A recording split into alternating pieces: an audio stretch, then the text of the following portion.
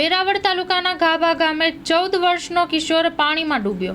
Fire વિભાગે rescue કરી કિશોરની લાશ બહાર કાઢી હતી। ગઈકાલે સાંજે પશુ ચરાવતી વખતે 14 વર્ષનો કિશોર અકસ્માતે વોકળામાં ખાબક્યો હતો।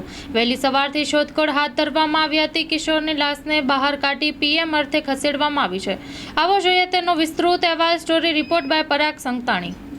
મારું નામ ભૌમિકસિંહ પરમાર, વેરાવળ ફાયર બ્રિગેડ। આજ રોજ અમને રાતના કોલ મળતા કે આવી રીતનો છોકરો ડૂબી ગયેલ છે, તો અમે રાતે તો કામગીરી શક્ય નથી એટલે સવારમાં વહેલા આવી અને છોકરો ડૂબી ગયેલો હતો એ જગ્યાએ તપાસ કરતાં છોકરો મળી ગયેલ છે અને એના ઘરનાને પોલીસ